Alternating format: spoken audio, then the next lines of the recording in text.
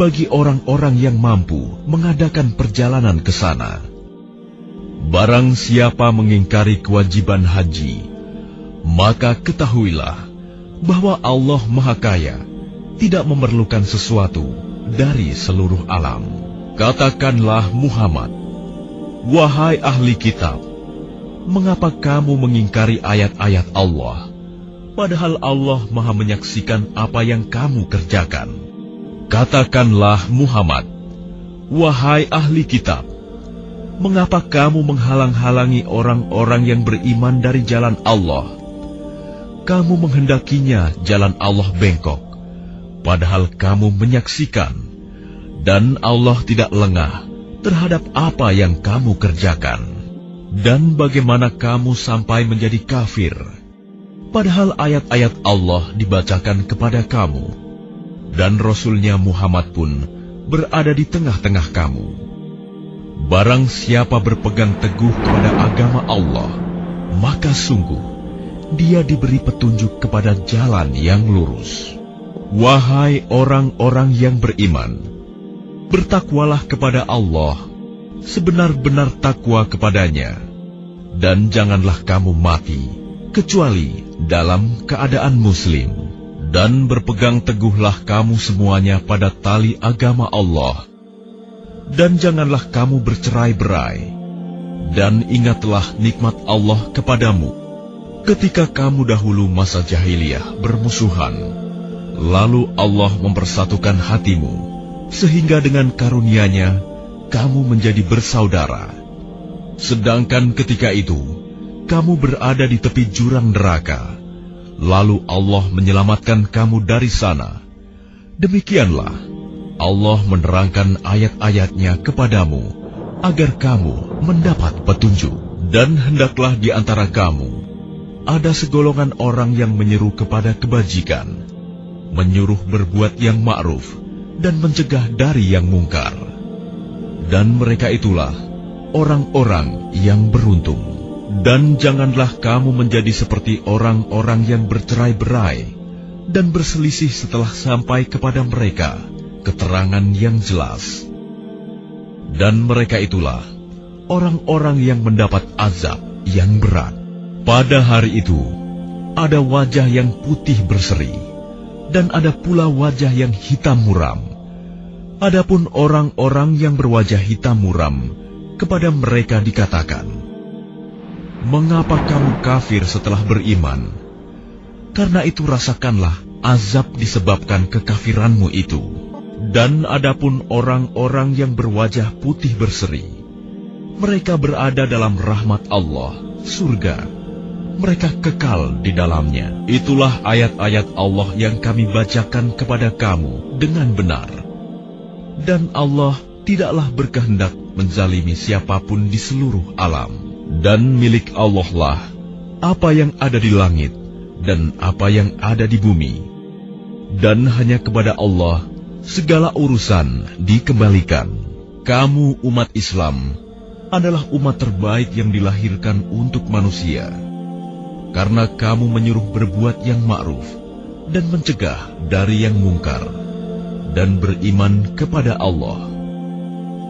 Sekiranya ahli kitab beriman, tentulah itu lebih baik bagi mereka.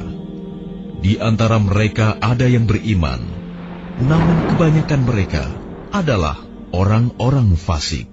Mereka tidak akan membahayakan kamu, kecuali gangguan-gangguan kecil saja.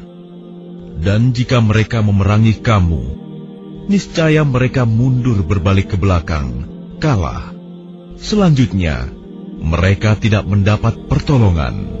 Mereka diliputi kehinaan di mana saja mereka berada, kecuali jika mereka berpegang pada tali agama Allah dan tali perjanjian dengan manusia. Mereka mendapat murka dari Allah dan selalu diliputi kesengsaraan. Yang demikian itu karena mereka mengingkari ayat-ayat Allah dan membunuh para nabi tanpa hak alasan yang benar. Yang demikian itu karena mereka durhaka dan melampaui batas. Mereka itu tidak seluruhnya sama. Di antara ahli kitab ada golongan yang jujur. Mereka membaca ayat-ayat Allah pada malam hari, dan mereka juga bersujud, salat.